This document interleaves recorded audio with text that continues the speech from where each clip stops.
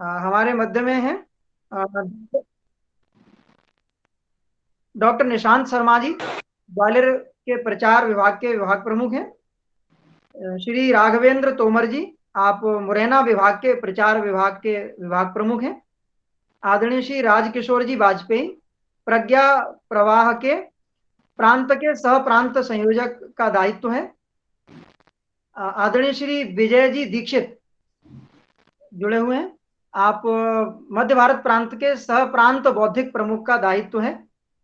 और हमारे साथ जुड़े हुए हैं हमारे प्रचार विभाग के प्रांत प्रचार प्रमुख आदरणीय श्रीमान ओम प्रकाश जी सिसोदिया। अ, आप सबका आज के इस आयोजन में इस परिचय का उत्तरदायित्व था। इस परिचय के बाद आज जिनका पाथेय हमें मिलने वाला है, ऐसे श्रीमान अतुल गुप्ता जी हमारे मध्य में उपस्थित हैं। आप सहायक प्राध्यापक के इतिहास विभाग के सहायक प्राध्यापक हैं, प्रभारी प्राचार्य हैं सोहराई महाविद्यालय में। इतिहास पर आपकी अच्छी पकड़ है, गहन अध्ययन है आपका। तो जैसा कि हम आज चर्चा कर रहे हैं कि 1857 की क्रांति के महान सपूत शंकर शाह और उनके पुत्र रघुनाथ शाह, जिन्हें दुष्ट अंग्रेजों ने तोप के मुंह से बांधकर उड़ा दिया था, ऐसे गौंड राजा महान क्रांतिकारी के बलिदान पर आज हम सबके मध्य जानकारी देने के लिए मैं निवेदन कर रहा हूं आदरणीय डॉक्टर अतुल गुप्ता जी। जी प्रणाम भाई साहब, और बहुत बहुत धन्यवाद। आज के कार्यक्रम की अध्यक्षता कर रहे सम्माननीय श्री राजकिशोर वाजपेयी जी भाई साहब, व्याख्यान माला के आयोजक बड़े भाई साहब श्री दिनेश जी चाकणकर भाई साहब, इतिहास संकलन समिति, अखिल भारतीय साहित्य परिषद, संस्कार भारती के सभी दायित्ववान विद्वतजन, मेरे साथी, मेरे विद्यार्थी और भगवान के समान हमारे श्रोतागण, इन सभी का आज की इस व्याख्यान माला में आशीष वचन के रूप में मैं स्वागत करता हूँ। आप सबका आशीष मुझे मिले, इस हेतु मैं आप सबका स्वागत करता हूँ। इसमें प्रमुख रूप से आज हमारे बीच में जिनका पूर्व में भी हमें आशीष अपना स्नेह मिला है, श्री ओम प्रकाश जी भाई साहब, और कार्यक्रम का सुंदर संचालन कर रहे डॉक्टर राम किशोर जी भाई साहब का भी मैं आभार व्यक्त करता हूँ। आज का विशेष जो है, भाई साहब मेरी आवाज क्लियर आ रही है? थोड़ा सा बता दीजिए मुझे। हेलो। आ रही है। हाँ, थैंक यू भाई साहब। आज का दिन बड़ा ही महत्वपूर्ण है। इसलिए महत्वपूर्ण है कि जहाँ इतिहासकारों के द्वारा कई बार छेड़छाड़ की गई है, गलत तरीके से प्रस्तुत किया गया है कि जिन लोगों ने आज़ादी की लड़ाई में नींव के पत्थर का काम किया है, उनको किसी तरह से पूर्वाग्रह कहें, दुराग्रह कहें, जो भी कहें, इसके माध्यम से अलग थलग कर दिया गया था। लेकिन मध्य भारत प्रज्ञा प्रवाह के माध्यम से जो व्याख्यान माला आयोजित हो रही है, इसका प्रमुख उद्देश्य भी संभवतः यही है कि हम उन गुमनाम स्वतंत्रता संग्राम सेनानियों को याद करें, उनके बलिदान को याद करें, जिनके बलिदान की बदौलत आज हम स्वतंत्रता की सांस ले रहे हैं। इसी कड़ी में आज की यह जो व्याख्यान माला है, यह समर्पित है बंधुओं आजादी का अमृत महोत्सव, और इसके स्थान पर मैं स्वाधीनता का अमृत महोत्सव कहना अधिक उचित मानूंगा। है भारत के स्वतंत्रता संग्राम को कृतज्ञता देशवासियों द्वारा दी जा रही यह कार्यांजलि है। इस महोत्सव के दौरान देश अपनी स्वतंत्रता के आंदोलन के हर पड़ाव, हर अहम क्षण वो तो याद करेगा ही करेगा, हम लोग याद करेंगे ही करेंगे। भविष्य निर्माण के लिए हम नई ऊर्जा के साथ आगे भी बढ़ेंगे। ऐसा मुझे विश्वास है कि हम भारतवासी अपने कर्तव्यों का पालन करते हुए अमृत महोत्सव के उद्देश्यों को अवश्य सिद्ध करेंगे। इसका उद्देश्य नए भारत में बलिदान और देशभक्ति की भावना का स्मरण सुनिश्चित करना है। इसी कड़ी में आज का व्याख्यान देश और धर्म की रक्षा के लिए प्राणों की आहुति देने वाले जनजातीय नायक राजा शंकर शाह और उनके पुत्र कुंवर रघुनाथ शाह के बलिदान पर आधारित है। आज उनका 164वां बलिदान दिवस भी है, अतः हम उनके बलिदान को पुनः स्मरण करते हुए उन्हें श्रद्धांजलि भी अर्पित करते हैं। उनके बलिदान को हम लोग प्रणाम करते हैं, नमन करते हैं। बंधुओं, मैं अपनी बात आगे बढ़ाऊं तो उससे पहले हम लोग थोड़ी सी उन परिस्थितियों को जानना चाहेंगे कि आखिर शंकर शाह के पूर्वज कौन थे। उन्हें जो ये बलिदान की या अंग्रेजों की विरोध की या गुलामी के विरोध की एक जो प्रेरणा मिली थी वो कहाँ से मिली हुई थी। तो हम लोग थोड़ा सा इतिहास पर नजर डालते हैं। तो शंकर शाह उस गड़ा राज्य के उत्तराधिकारी थे जो 16वीं सदी के से 18वीं सदी तक देश के मध्य भाग में फैला था। यह वही गड़ा राज्य था जिसमें शंकर संग्राम शाह जैसे प्रतापी राजा हुए और जिनकी यशोगाथा में रानी दुर्गावती के बलिदान की कहानी शामिल है। वास्तव में गोंडवाना साम्राज्य का स्वर्ण युग रानी दुर्गावती का समय ही था। मुगलों ने अकबर के नेतृत्व में मुगल साम्राज्य की उत्तर भारत में पुनर्स्थापना की थी। गोंडवाना साम्राज्य का वैभव और संपन्नता को देखकर अकबर ने गोंडवाना साम्राज्य को मुगल साम्राज्य में मिलाने के लिए अपने सेनापति आसफ खान को भेजा। सेनापति आसफ खान के साथ रानी दुर्गावती के 6 युद्ध हुए, जिसमें 5 युद्धों में रानी विजय रही और 6वें युद्ध में आसफ खान के पास तोपखाना आ जाने के कारण और रानी दुर्गावती के एक सामंत बदन सिंह के विश्वासघात के कारण जो है ना युद्ध के परिणाम थे वो बदल गए। तब रानी दुर्गावती ने 24 जून 1564 को अपने महावत के हाथों से कटार लेकर अपने प्राणों को न्यौछावर कर दिया। इसके बाद दलपत शाह के छोटे भाई राजा जो चंद्र शाह गोंडवाना साम्राज्य के राजा बने और यह साम्राज्य अब मुगलों के अधीन आ गया था। राजा चंद्र शाह की 11वीं पीढ़ी में शंकर शाह का जो जन्म है मंडला किले में हुआ था। इनके पिता का नाम सुमीर शाह और दादा का नाम निजाम शाह था।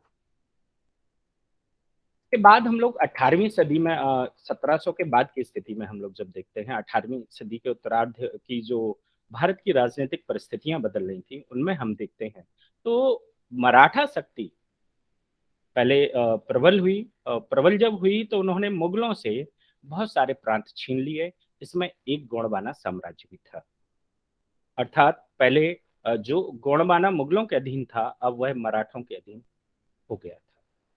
सन 1804 में सुमेर शाह की मृत्यु हो गई और 1818 में जो आंग्ल मराठा युद्ध हुआ था, तृतीय आंग्ल मराठा युद्ध हुआ था, उसके बाद गोंडवाना साम्राज्य मराठाओं के हाथ से निकलकर और अंग्रेजों के हाथ में आ गया। अंग्रेजों ने मंडला को अपने अधीन कर लिया और मध्य प्रांत में मिला लिया। इसके बाद शंकर शाह और उनके पुत्र रघुनाथ शाह को जबलपुर में गढ़ापुरवा के पास 3 गांव की जागीर देकर पेंशन दे दी गई। इस समय हम जब बात करते हैं देखते हैं कि राजा के पास कुल कितनी जमीन थी और जो उनके भरण पोषण का आधार थी। तो बंधुओं, राजा के पास जागीर की कुल 947 बीघा जमीन थी और उसकी उपज से ही उन्हें गुजर बसर करनी होती थी। राजा शंकर साहब अंग्रेजों के इस व्यवहार से दुखी थे, आहत थे और मन में विद्रोह का भाव तो उनके प्रति था ही। वे अंग्रेजों से स्वतंत्रता चाहते थे। आगे चलकर राजा शंकर शाह और रघुनाथ शाह को सन 1857 के प्रथम स्वतंत्र समर में यह अवसर भी मिला। अब हम थोड़ी सी उन परिस्थितियों पर विचार करते हैं कि क्या विद्रोह की परिस्थितियां अचानक बन गई या कुछ पूर्व पीठिका पहले से बन रही थी। तो 19वीं शताब्दी के मध्यान्ह तक आते आते अंग्रेजों के अत्याचार, अनाचार सीमाओं को पार कर गए थे। इसमें कुछ एक हम लोग जो संधियों की अगर बात करें तो लॉर्ड वेलेजली की सहायक संधि के माध्यम से राज्यों को हड़पा जाना, लॉर्ड डलहौजी की हड़प नीति है, ये सभी बदले हुए रूप थे जो समय समय पर ये जो औपनिवेशिक साम्राज्य के ये थे अग्रदूत हम जिनको कहें या पुरोधा कहें, ये जो लेकर के आए थे, इनका इनके प्रकरण पूरा उद्देश्य यही था कि किसी तरह किसी भी माध्यम से साम्राज्य को हड़पा जाए। तो लॉर्ड वेलेजली की सहायक संधि हो या लॉर्ड डलहौजी की हड़प नीति हो, उसका नाम बदल गया था, उसका रूप बदल गया था, लेकिन उसका उद्देश्य लगभग वही था। इसी कारण हम लोग देखते हैं कि विद्रोह की घटनाओं की हम जब बात करें अपने मध्य प्रांत में, मध्य भारत में ही, तो 1842 का बुंदेला विद्रोह पूरे सागर नर्मदा जो क्षेत्र उस समय का था उसमें बहुत बड़े स्तर पे हुआ था, जिन्होंने अंग्रेजी साम्राज्य को काफी हद तक प्रभावित किया था। और एक बहुत बड़े स्तर पे जो जमींदार राजा थे, जो बुंदेला राजा थे, जो गौड़ राजा थे, उनको उनकी अंतरात्मा तक को झकझोर दिया था कि नहीं, अब हमें निहित स्वार्थों को अलग करके और अंग्रेजों के विरुद्ध उठ खड़ा होना होगा। निश्चित ही अंग्रेजों की इन नीतियों ने, दमनकारी नीतियों ने, शोषणकारी नीतियों ने और तत्कालीन विद्रोह की घटनाओं ने, जो औपनिवेशिक शासन के विरुद्ध हुए थे, ने विद्रोह की पृष्ठभूमि तैयार कर दी थी। ये तैयार पृष्ठभूमि से राजा शंकर शाह और कुंवर रघुनाथ शाह, जिनकी आयु उस समय 70 वर्ष, राजा शंकर शाह की जो आयु है वो लगभग 70 वर्ष थी और कुंवर रघुनाथ शाह की आयु जो 40 वर्ष थी, ये अनजान नहीं थे। इनके पास निरंतर इन घटनाओं की जानकारी, इस पृष्ठभूमि की जानकारी थी, वो उचित समय की प्रतीक्षा में थे। इसी दौरान क्या हुआ कि जबलपुर स्थित गढ़ापुरवा में मंडला, सिवनी, नरसिंहपुर, सागर, दमोह सहित मध्य प्रांत के लगभग सभी रजवाड़े परिवार, जमींदार, मालगुजार और 52 गणों के सेनानी भी अब मिलने आने लगे थे।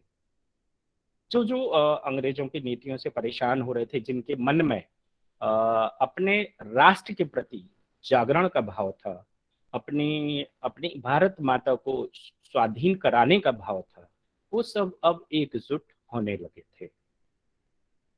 जबलपुर कंटोनमेंट क्षेत्र में 52वीं नेटिव इन्फेंट्री के सूबेदार बलदेव तिवारी के साथ कई सैनिक राजा शंकर शाह और कुंवर रघुनाथ शाह से मिलने आते थे।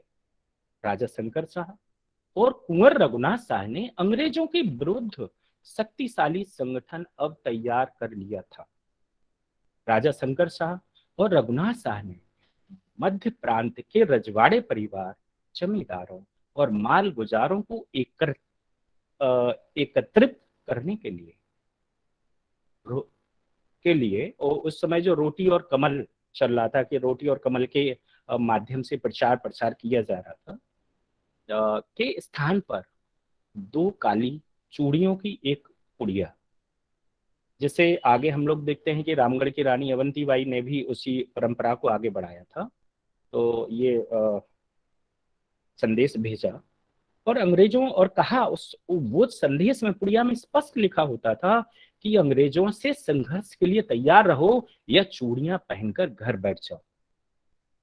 जो रजवाड़े परिवार, जमींदार, मालगुजार और आमजन इस पुड़िया को स्वीकार कर लेते थे, इसका आशय होता था कि वे अंग्रेजों के विरुद्ध संग्राम में शामिल हैं। जो स्वीकार नहीं करते थे, यह मान लिया जाता था कि वे अब शंकर शाह और रघुनाथ शाह के साथ नहीं हैं। इस तरह मध्य प्रांत में हम लोग देखते हैं कि राजा शंकर शाह और रघुनाथ शाह के नेतृत्व में अंग्रेजों के विरुद्ध एक मोर्चा तैयार हो गया। इस समय ये परिस्थितियां तो अपने जबलपुर, सागर, नर्मदा वाले क्षेत्र में हो रही थी। थोड़ी सी हम लोग देखते हैं कि इस समय 1857 के प्रथम स्वतंत्र समर का जो आरंभ हुआ है, थोड़ी सी नजर हम उस पर डालते हैं अगर, तो मंगल पांडे ने 29 मार्च सन 1857 में बैरकपुर छावनी में 34वीं नेटिव इन्फेंट्री की ओर से प्रथम स्वतंत्रता संग्राम का बिगुल फूंक दिया था। कानपुर, लखनऊ, दिल्ली से होने वाली प्रथम स्वतंत्र समर की घटनाओं के समाचार लगातार राजा शंकर शाह और रघुनाथ शाह तक पहुंच रहे थे। इन सभी समाचारों से राजा शंकर शाह भी उत्तेजित हुए, उद्वेलित हुए, आंदोलित हुए कि नहीं, अब हमें भी कुछ करना है, बहुत जल्दी कुछ करना होगा। तब राजा शंकर शाह ने भी 10 सितंबर 1857 को जबलपुर में गढ़ापुरबा में एक बैठक बुलाई और मध्य प्रांत में स्वतंत्रता संग्राम का श्री गणेश करने की एक योजना भी बनाई, जिसमें मध्य प्रांत के अधिकांश रजवाड़े, जमींदार, मालगुजार और ब्रिटिश जो छावनी थी उस समय, उसके सैनिक भी शामिल। और ये योजना बनी थी कि भाई मुहर्रम के दिन हम आक्रमण करेंगे, यूरोपियन जो कॉलोनी है उस पर आक्रमण करेंगे, और जो वहाँ अंग्रेज मिलेंगे, उनके पत्नी, उनके बच्चे और जो भी सैनिक, अंग्रेज सैनिक मिलेंगे, उनको हम सफाया कर देंगे। लेकिन कुछ जमींदारों, मालगुजारों की अनुपस्थिति के कारण और उचित समन्वय न होने के कारण यह योजना स्थगित कर दी गई। अब विचार हुआ कि पुनः विजयदशमी को आक्रमण करने की योजना बनाई जाए। निश्चित भी हुआ और जबलपुर कंटोनमेंट के छावनी से सैनिक का राजा शंकर शाह और रघुनाथ शाह के यहाँ क्योंकि आना जाना लगातार लगा हुआ था, इस बात की जानकारी जबलपुर के डिप्टी कमिश्नर क्लार्क को लग गई। इसलिए उसने गुप्तचरों को फकीर या साधु, कहीं कहीं ये दोनों शब्द मिलते हैं, फकीर मुझे प्रमाणिक लगा है इसलिए मैंने फकीर का उपयोग किया है, इसलिए उसने अपना एक गुप्तचर, मतलब उनका जो चपरासी था, अंग्रेजों का कमिश्नर क्लार्क का जो चपरासी था, उसे फकीर के वेश में और इस पूरे घटनाक्रम की वास्तविकता जानने के लिए भेजा। राजा शंकर शाह को लगा कि ये हमारे सहयोगी हैं, इसलिए उन्होंने सारी योजना विस्तार पूर्वक उस गुप्तचर को बता दी। गुप्तचर ने सारा वृत्तांत 14 सितंबर को डिप्टी कमिश्नर क्लार्क को सुना दिया। परिणाम स्वरूप जबलपुर के कमिश्नर मेजर अर्स्किन से अनुमति लेकर लेफ्टिनेंट क्लार्क ने 20 घुड़सवार सैनिक और 60 पैदल सैनिकों के साथ गढ़ापुरबा में धावा बोला। राजा शंकर शाह और रघुनाथ शाह को गिरफ्तार कर लिया गया। मेरी आवाज क्लियर आ रही है सर? हेलो? हाँ, सुस्पष्ट है। हाँ, थैंक यू। इसके साथ ही जैसे उन्हें गिरफ्तार कर लिया गया तो फिर उनके सामान को खंगाला गया कि नहीं कुछ मिल जाए ताकि हम इन पे अभियोग लगा सकें और इनको दोषी सिद्ध करके और इनको जो सजा दे सकें। यहाँ मैं एक बात स्पष्ट करना चाहूंगा कि अंग्रेजों ने हमेशा एक काम किया है, चाहे टंटिया भील के मामले में हो, शंकर शाह रघुनाथ शाह के मामले में हो, और झांसी की रानी लक्ष्मीबाई के मामले में हो, रानी अवंतीबाई के मामले में हो, वीर नारायण सिंह के मामले में हो, भीमा नायक या अन्य स्वाधीनता संग्राम सेनानियों के मामले में तुरंत ही उन्होंने अपने डिसीजन लिए और विद्रोह को हर प्रकार से दमन का कार्य किया है, क्योंकि उन्हें ये डर था कि कहीं ऐसा ना हो कि इनसे प्रेरित होकर के आम जन पूरी तरह से अंग्रेजों के विरुद्ध हो जाए। अर्थात जिन जिन से प्रेरणा मिल सकती है उनको नष्ट करने में, उनको दमित करने में अंग्रेजों ने कोई भी कसर नहीं छोड़ी। अब जब उनके घर से सारा सामान जब खंगाला गया तो इसमें दोनों की स्वरचित कविताएं एक लाल रंग की रेशमी थैली में मिली, उसे बरामद कर लिया गया और गिरफ्तारी करने के उपरांत उनको मिलिट्री कंटोनमेंट में रखा गया। परंतु उसी रात उन्हें छुड़ाने के लिए सूबेदार बलदेव तिवारी ने अपनी 52वीं नेटिव इन्फेंट्री के साथ धावा बोल दिया। इसलिए शंकर शाह रघुनाथ शाह को कंटोनमेंट से हटाकर एक उनका जो रेजिडेंस एरिया था में शिफ्ट कर दिया गया। यहाँ डिप्टी कमिश्नर और 2 अंग्रेज अधिकारी को मिला करके, मतलब 3 लोगों को मिला करके एक न्याय आयोग बना दिया गया।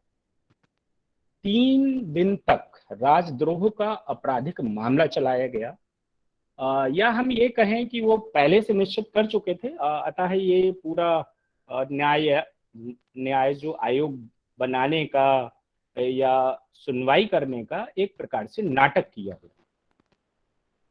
और उनकी स्वरचित जो कविताएं थीं जिसमें उन्होंने अंग्रेजी साम्राज्य के सर्वनाश की कामना मां कालिका से की थी, उस पर गंभीर आपत्ति उठाई गई। साथ ही लाल रंग की रेशमी थैली में जो देसी रजवाड़ों, जमींदारों और मालगुजारों से पत्र व्यवहार किए गए थे उनको पढ़ा गया, जिसमें मध्य प्रांत में अंग्रेजी सत्ता को उखाड़ फेंकने की अपील की गई थी। जब राजा शंकर शाह और कुंवर रघुनाथ शाह ने सारे आरोप स्वीकार कर लिए, तब न्याय आयोग ने संधि प्रस्ताव उनके समक्ष प्रस्तुत किया, ऐसी जानकारी मिलती है। संधि की शर्तें थी, स्थानीय लोगों ने जो बताया वो मैं आपके समक्ष रख रहा हूँ। संधि की शर्तें थी कि राजा शंकर शाह और कुंवर रघुनाथ शाह ईसाई धर्म को स्वीकार कर लें, जो कि एक औपनिवेशिक साम्राज्य के पुरोधा अंग्रेजों का छिपा हुआ अस्त्र था। राजनीतिक स्थापना एक अलग था, साम्राज्य का विस्तार एक अलग था, लेकिन इसके बहाने मध्य भारत के, चाहे वो हम वर्तमान छत्तीसगढ़ की बात करें या मध्य प्रदेश की बात करें, जनजातीय इलाकों में घुसपैठ करके ईसाई धर्मांतरण को बढ़ावा देना उनका एक प्रमुख लक्ष्य था, और इसकी जानकारी हमें यहाँ भी मिलती है। शंकर शाह, रघुनाथ शाह को ईसाई धर्म स्वीकार करने का ऑफर किया गया और उनसे कहा गया कि आपको अच्छी पेंशन दी जाएगी, वे और विद्रोहियों का पता बता दें, क्योंकि उस समय ठाकुर विजय सिंह, देवी सिंह मनकौआ के राजा और अन्य लोग जो 50-52 गढ़ियों के उस समय थे, जमींदार थे, मालगुजार थे, वो विद्रोह में जो राजा शंकर शाह और रघुनाथ शाह का साथ दे रहे थे, उनका पता एक प्रकार से वो जानना चाह रहे थे। तो इन्होंने मना कर दिया, उन्होंने कहा नहीं साहब, हम आपको कोई पता नहीं देंगे।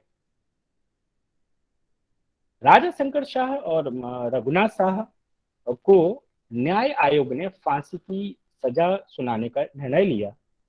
तब ऐसा तत्कालीन ग्रंथों में, तत्कालीन साहित्य में ऐसा उल्लेख मिलता है कि राजा शंकर शाह और रघुनाथ शाह ने कहा कि हम ठग, पिंडारी, चोर, लुटेरे या डाकू या हत्यारे नहीं हैं जो हमें फांसी दी जाए। हम गोड़वाना के राजा हैं, इसलिए हमें तोप के मुंह से बांधकर उड़ाया जाए। न्याय आयोग ने भी विचार किया कि तोप के मुंह में बांध के उड़ाने से जनता में दहशत फैलेगी। अंग्रेजों का भी एक मंतव्य ऐसा था कि किसी प्रकार से इतनी भयानक सजा दी जाए कि हम विद्रोह को, आगे विद्रोह ना हो, काफी लंबे समय तक उसको हम दमित कर पाए, दबा पाए। अच्छा है, उन्होंने कहा अच्छा है, तोप के मुंह से बांध करके ही उड़ा दिया जाए। उधर राजा शंकर शाह बुद्धिजीवी थे, वह चाहते थे कि जब सार्वजनिक रूप से उन्हें तोप के गोले से उड़ाया जाएगा तो जन आक्रोश फैलेगा और मध्य प्रांत में 1857 के प्रथम स्वतंत्र समर की को एक नई दिशा मिलेगी। ऐसा संभवतः उनका विचार था। अंततः 18 सितंबर 1858 को प्रातः 11 बजे 33वीं मद्रास नेटिव इन्फेंट्री सहित 5000 सैनिकों के घेरे में रेजिडेंसी के सामने राजा शंकर शाह और रघुनाथ शाह को तोप के मुंह पर बांधा गया। चारों ओर अपार जन समूह उमड़ आया था। पिता और पुत्र शांत चित्त होकर खड़े थे। उनके चेहरे पर किसी भी प्रकार का भय नहीं था। लेफ्टिनेंट क्लार्क के तोप के गोले से उड़ाने के आदेश के पूर्व राजा शंकर शाह ने उस स्वरचित कविता का प्रथम छंद गाया जिसमें अंग्रेजों के सर्वनाश की प्रार्थना की गई थी और जिसे अंग्रेजों ने अपराध का आधार बनाया था। कविता का अंग्रेजी अनुवाद जबलपुर के कमिश्नर अर्स्काइन ने किया था। हम लोग कविता को वैसे जानते हैं, पढ़ते हैं, आप सबको है ही इसकी जानकारी, फिर भी मैं आपके समक्ष इसको मैं रखने का प्रयास करता हूँ।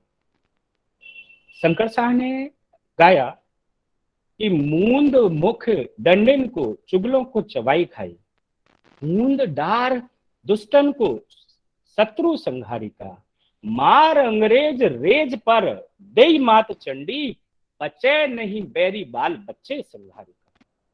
शंकर की रक्षा कर दास प्रतिपाल कर, दीन की पुकार सुन जाए मात हालिका। हायले मलेच्छन को झेल नहीं करो मात, भक्षण कर तक्षण ही बैरन को घोर मात कालिका। जैसे ये कविता गाई तो उनके पुत्र रघुनाथ शाह थे, तो उनका भी छंद था, तो उन्होंने भी कहा कि भाई ठीक है मैं भी रखता हूं। तो उनका जो छंद है वो भी आपके समक्ष है, जिनकी इन दोनों छंदों की वजह से जिनको अपराधी माना गया था कि ये हृदय से अंग्रेजी साम्राज्य की समाप्ति की कामना करते हैं। उनका जो दूसरा छंद है वो है कालिका भवानी माय अरज हमारी सुन, चार मुंड माल गरे खड़ग कर धर ले, सत्य के प्रकाशन ओ असुर विनाशन को, भारत समर माही चंडिके समर ले, झुंड झुंड बैरन के रुंड मुंड झारी झारी, सोनित की धारन ते खप्पर तू भर ले, कहे रघुनाथ शाह माफ रंगन को काटी काटी, किलक की माँ कलेऊ फूक कर। जैसे ये दोनों कविताएं जब सुनी तो अंग्रेजों के एकदम जो रोंगटे खड़े हो गए। उन्होंने कहा कि अरे ये तो बहुत विकट स्थिति, अगर ये जिंदा रहे तो निश्चित है कि अंग्रेजी साम्राज्य के लिए परिस्थितियां सामान्य नहीं हों। इसके बाद लेफ्टिनेंट क्लार्क ने तोप चलाने का आदेश दिया और भयंकर गर्जना के साथ चारों तरफ धुआं भर गया। राजा शंकर शाह और रघुनाथ शाह के हाथ पांव तोप से बंधे रह गए।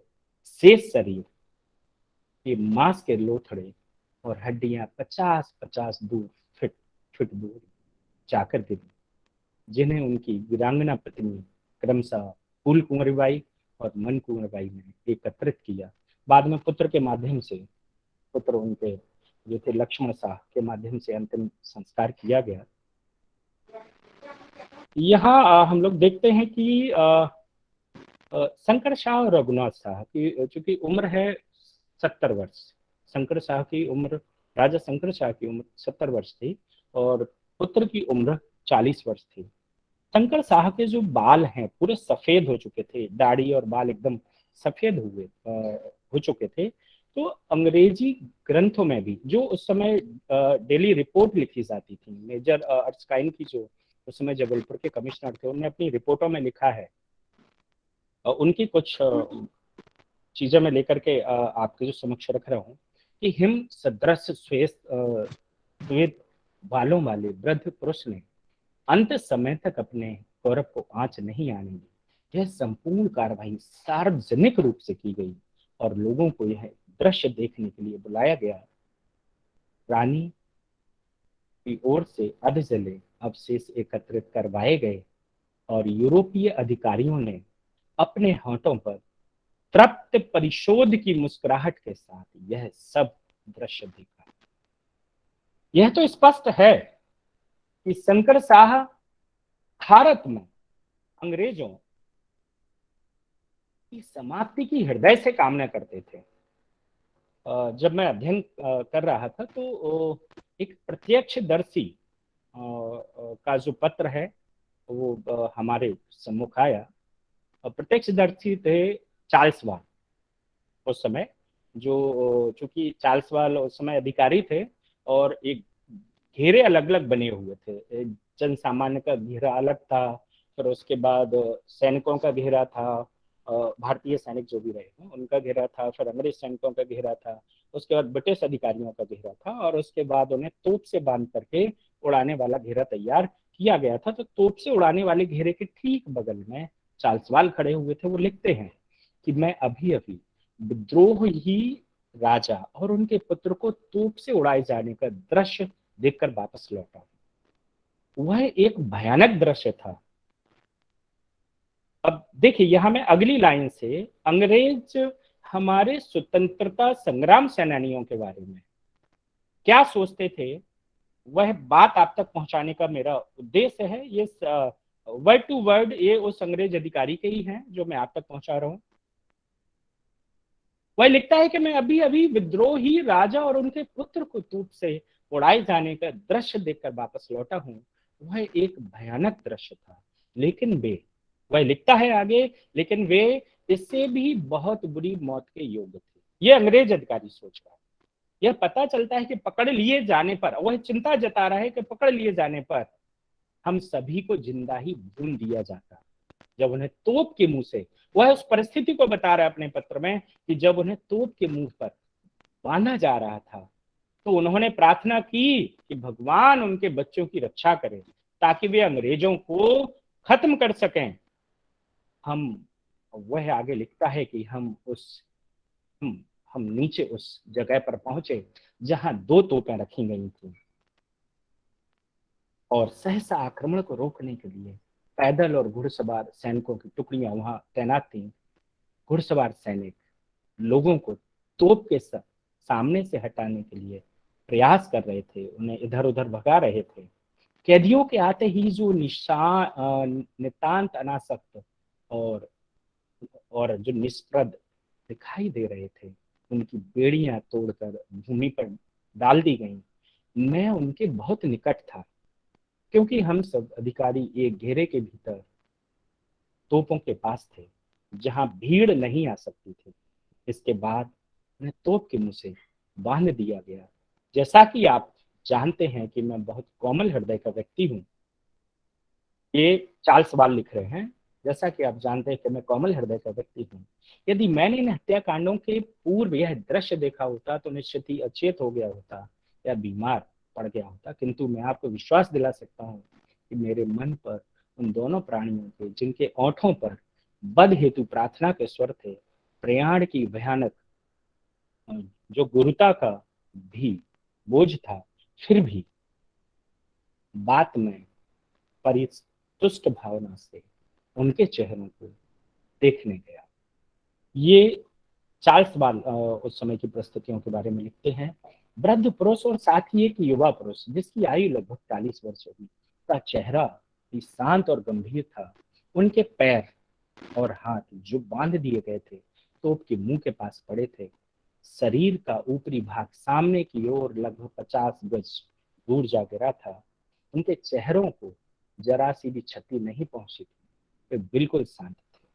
इस तरह से हम लोग देखते हैं ये अंग्रेज जो औपनिवेशिक अधिकारी हैं हमारे स्वतंत्रता संग्राम सेनानियों के बारे में क्या सोचते थे और किस तरह से मतलब किस निर्ममता से, निर्दयता से हमारे स्वतंत्रता संग्राम सेनानियों द्वारा किए जा रहे विद्रोह का उन्हें दमन का रास्ता अपनाया था। ये ये एक इसका उदाहरण है। इस तरह से हम लोग आगे देखते हैं कि इस तरह से अब जब थोड़ी सी इतिहास की बात करते हैं तो प्रथम स्वतंत्रता संग्राम में भारत के रजवाड़ों में प्रथम बलिदानी जिन्हें तोप के मुंह से बांधकर उड़ाया गया वे शंकर शाह और रघुनाथ शाही थे। बात यहीं खत्म नहीं हुई, क्योंकि राजा शंकर शाह की पत्नी रानी फूल कुंवर ने मंडला में अंग्रेजों से लड़ते हुए लाली का युद्ध हुआ था, उसमें लड़ते हुए अपने प्राणों को न्यौछावर किया। और उसी के साथ में उनकी रघुनाथ शाह की पत्नी जो मान कुंवर जो बाई हैं, उन्होंने भी आगे रानी अवंती बाई का अनुसरण करते हुए और अंग्रेजों के विरुद्ध निरंतर युद्ध किए। रानी अवंती बाई और फूल कुंवरी बाई ये क्रमशः खेरी और लाली के युद्ध में बलिदान को प्राप्त हुई थी। अब हम लोग बात करते हैं कि क्या इनकी समाप्ति के बाद ही क्या विद्रोह जो शांत हो गया? तो नहीं, बिल्कुल नहीं हुआ। इसके बाद वहाँ अंग्रेजों की जो रेजिमेंट थी, अंग्रेज सैनिकों की रेजिमेंट थी, उसके माध्यम से ठाकुर विजय सिंह, मनकरी के देवी सिंह और अन्य अन्य लोगों के माध्यम से क्रांति को एक नई दिशा मिल गई थी। जैसे ही तोप से उड़ाया गया, लोग भड़क गए। अंग्रेजों के विरुद्ध विद्रोह की जो पृष्ठभूमि पहले बनी थी, अब उसको गति मिल गई और संपूर्ण सागर नर्मदा जो क्षेत्र है पूरा, उसमें विद्रोह का बिगुल अंग्रेजों के विरुद्ध बजा दिया था। हम राजा शंकर शाह और रघुनाथ शाह के बलिदान को कभी भुला नहीं सकते। आज भी उनकी बलिदान गाथा पर गीत और लोकगीत जबलपुर मंडला क्षेत्र में गाए जाते हैं। एक बात और सामने आती है जब अध्ययन के दौरान हम लोग वहां गए कि सन 1940 में जब जबलपुर में सिग्नल कोर के 1700 सिपाहियों ने अंग्रेजों के विरुद्ध विद्रोह किया, तब वो तिलक भूमि तलैया पहुंचे और उन्होंने जाकर शंकर शाह और रघुनाथ शाह को ही अपना नायक नायक घोषित कर दिया था। ये बात 1940 की है और इन्हें तोप से उड़ाया गया था प्रथम स्वतंत्र समर में, लगभग 85 साल बाद। तो हम यह कह सकते हैं कि उनका बलिदान व्यर्थ नहीं गया। वो आजादी की लड़ाई के लिए आगे पथ प्रदर्शक का काम करता रहा। राजा शंकर शाह और रघुनाथ शाह की अमर बलिदान गाथा भारतीय इतिहास का वह पड़ाव है जो चिरकाल तक भारतीयों को गर्व, गौरव और स्वाभिमान की अनुभूति कराता रहा है, कराता रहेगा। साथ ही वर्तमान पीढ़ी और भावी पीढ़ी को स्वतंत्रता के लिए चुकाई गई कीमत का एहसास भी कराएगा, जिससे राष्ट्रवाद, राष्ट्रीयता और देशभक्ति की भावना प्रबल होती रहेगी। यही भाव जागृत होंगे कि मैं रहूं या ना रहूं, मेरा यह भारत देश रहना चाहिए। इसी के साथ मैं अपनी बात को समाप्त करता हूं। धन्यवाद। बहुत ही प्रेर डॉक्टर अतुल जी गुप्ता के द्वारा।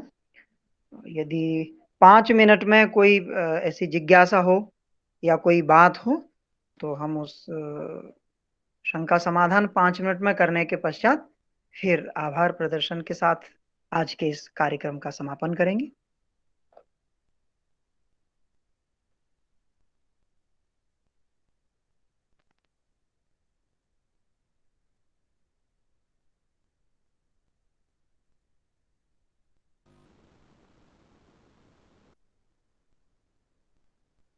कोई नई जानकारी या नई बात भी रघुनाथ शाह और शंकर शाह जी के बलिदान के संदर्भ में, उनके संघर्ष के संदर्भ में यदि हम में से किसी को कोई नई बात भी स्मरण होती हो तो उसे भी हम जोड़ सकते हैं।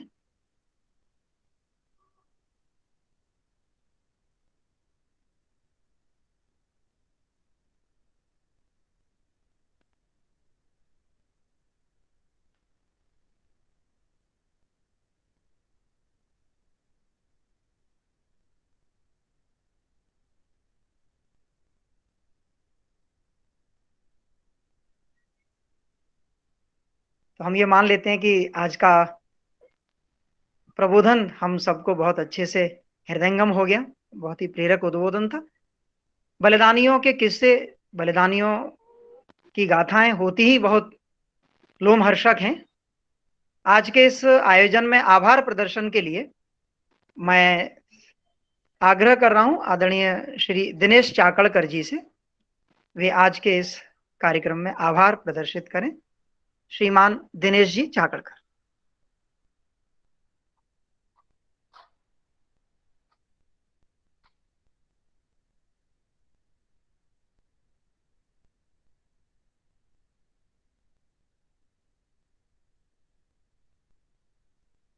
दिनेश अभी शायद है नहीं है।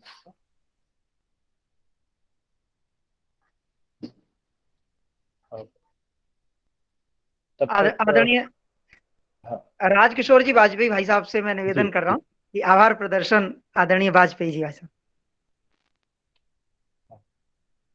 आदरणीय उपाध्याय जी, नमस्कार। हेलो आदरणीय उपाध्याय जी। जी जी।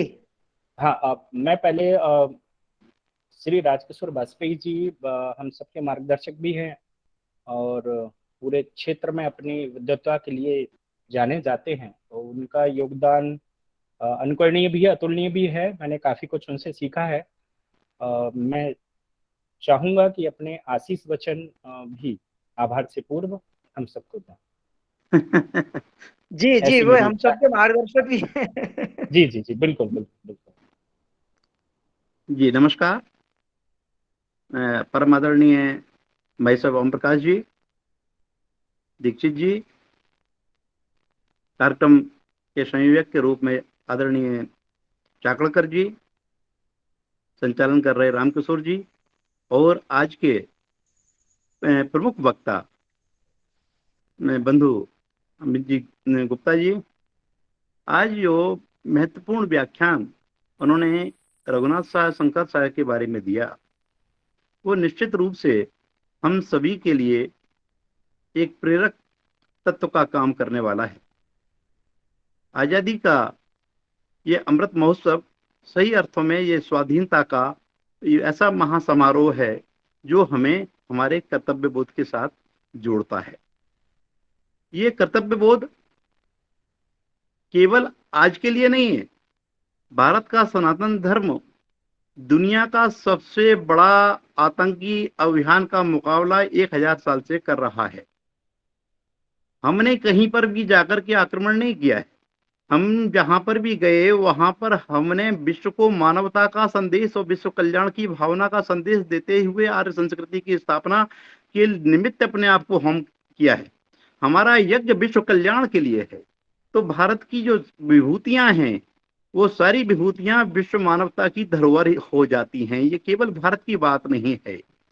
और जो आज पाथेय दिया गया है आज, वो बहुत महत्वपूर्ण इसलिए भी हो जाता है कि रघुनाथ साह शंकर साह ऐसे व्यक्ति हैं जिन्होंने सबसे पहले कविता बोलते बोलते अपने आप को तोप के मुंह से बंद करके बलिदान देना, हुतात्मा होना स्वीकार किया था।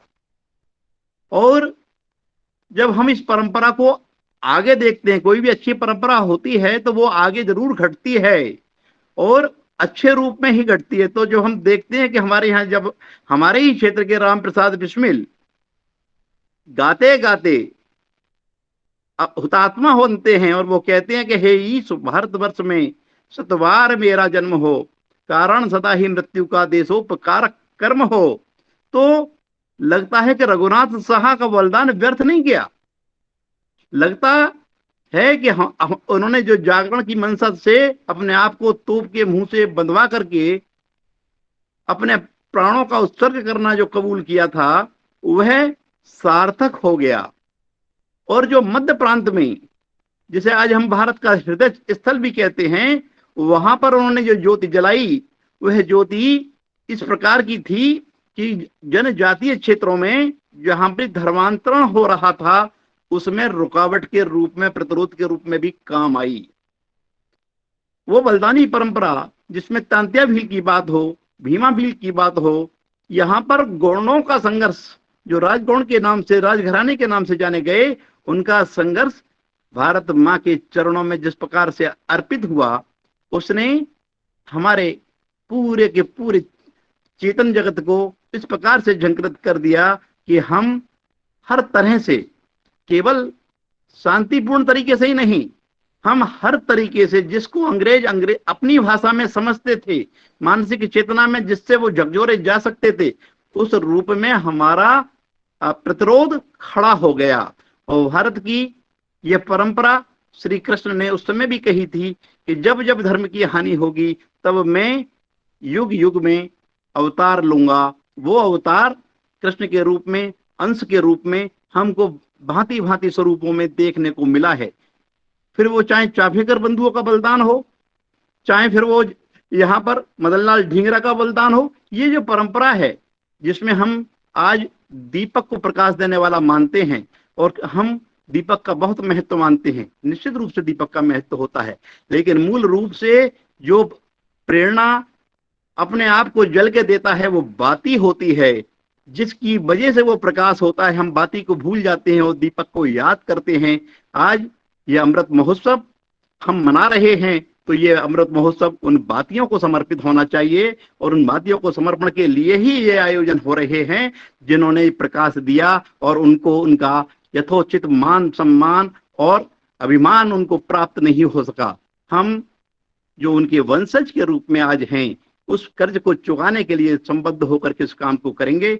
निश्चित रूप से आज जो व्याख्यान हुआ है हमको उस दिशा में ही ले जाने वाला है। आज उन्होंने इसके लिए अपना समय निकाला और इतनी महत्वपूर्ण जानकारियां इतने व्यवस्थित तरीके से दी और हमारे मध्य भारत को और मध्य भारत के जो प्रमुख बलिदानी हैं, मध्य भारत के जो प्रथम स्वाधीनता के अपने आप को तोप के मुंह से उड़ाने वाले ऐसे हुतात्मा हैं, उनसे हम सबको सांगो पांग रूप से परिचित कराया और ये भी बताया कि वो गाते गाते और अंग्रेजों के उस शोषणकारी समाज को नष्ट करने की कामना करते करते अपने बलिदान देने को तैयार हुए थे। निश्चित रूप से वो वैसी ही परंपरा के आगे संवाहक बने थे जो गुरु गोविंद सिंह जी ने अपने बच्चों सहित अपने आप को राष्ट्र को समर्पित करते हुए उन्होंने जो ज्योति जलाई थी, उस ज्योति का ही वो अभिन्न अंग हैं। हम उनको सादर प्रणाम करते हुए आज मैं बहुत बहुत आभार व्यक्त करता हूं आज के इस महत्वपूर्ण जानकारी को यहाँ प्रदर्शित करने के लिए, और उन सभी लोगों का भी आभार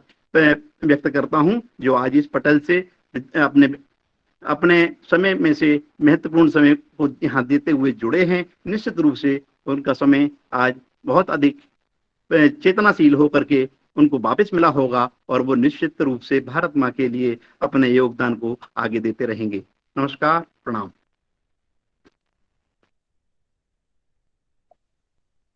जी, पुनः बहुत बहुत धन्यवाद। आगे फिर हम किसी आयोजन में किसी एक और वक्ता के साथ जुड़ेंगे।